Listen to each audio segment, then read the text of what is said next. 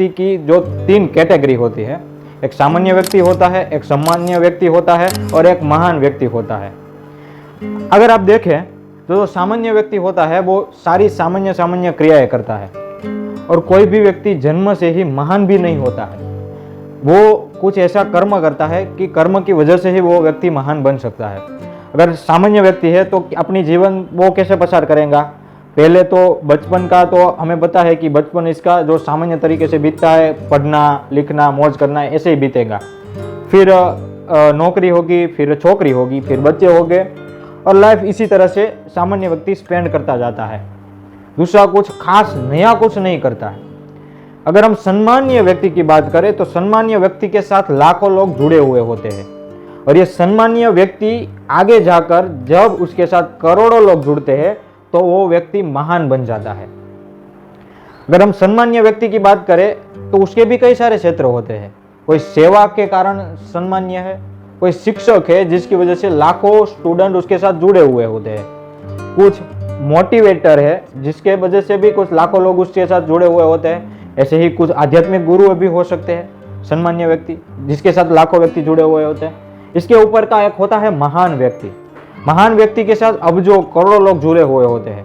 महान व्यक्ति पॉलिटिक्स में भी हो सकता है, आध्यात्मिकता में भी हो सकता है, या कोई भी मोटिवेशन की फील्ड में भी हो सकता है, बिजनेस की फील्ड में भी हो सकता है। कई सारी ऐसी फील्ड है जिसमें भी महान व्यक्ति हो सकता है। क्षेत्र के जरिए भी महान हो सकता है। कई ऐसे व्यक्ति है जो इंटरनेशनल यानी कि अंतर्राष्ट्रीय महान हो सकते हैं, कई ऐसे व्यक्ति है जो राष्ट्रीय महान हो सकते हैं, जैसे कि महात्मा गांधी जी। इसका उदाहरण मैं इसलिए ले रहा हूँ कि महात्मा गांधी जी क्या जन्म से ही महान थे? नहीं। सबसे पहले तो उसका घड़तर ऐसे हुआ कि सर्वधर्म के लोगों के साथ वो रहे, लंदन गए, अफ्रीका गए, कई सारे धर्म के लोगों के साथ रहे।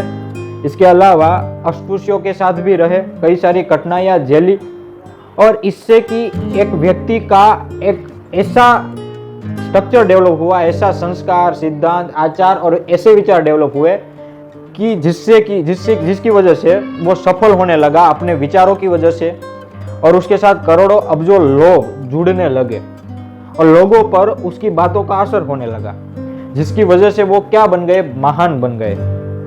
महान क्यों बने? पहले तो वो सामान्य ही थे, फिर सम्मानीय हुए जब अफ्रीका में उसने जो आंदोलन किया उसकी वजह से। जब इंडिया आए तब वो महान हो गए। महान होने के भी कई सारे आंदोलन थे, कई सारे विचार थे, जिसकी वजह से लोग उससे जुड़ते गए।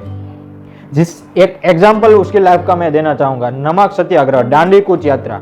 दांडी कूच यात्रा उसने जो की, जो नमक का मुद्दा था वो लोगों की डेली लाइफ से कनेक्ट था, इसकी वजह से कई सारे लोग उससे जुड़े। नमक लोगों की जीवन जीने के लिए, डेली लाइफ के लिए जरूरी है। ऐसे कई सारी बाबत से गांधी जी महान बने। ऐसे कई सारे लोग हैं जो महान हैं। तो आपको तय करना है कि आपको सामान्य व्यक्ति बनना है, सम्मान्य व्यक्ति बनना है और महान व्यक्ति बनना है। सबको कुछ ना कुछ करना पड़ेगा। सम्मान्य बनना है तो भी कर्म करना पड़ेगा, महान बनना है तो उस तरह से कर्म करना पड़ेगा। अगर आप सोचते रहेंगे महान बनना है तो कभी आप नहीं बन पाओगे। ऐसे ही बन जाओगे, लोग ही बना देंगे आपको। लोगों के लिए काम करोगे तो ही बनोगे, वरना तो सामान्य आदमी ही रहोगे। धन्यवाद मित्रों इस वीडियो को देखने के लिए। अगर आपको ये मेरी 3 कैटेगरी अच्छी लगी हो तो लाइक शेयर एंड सब्सक्राइब जरूर कीजिएगा, और कमेंट में अपना विचार जरूर रखिएगा। और अच्छी जिंदगी जीने के लिए हम क्या कर सकते हैं ये आप कमेंट में जरूर डालिएगा। इसके ऊपर हम अगले वीडियो में बात करने जा रहे हैं। धन्यवाद।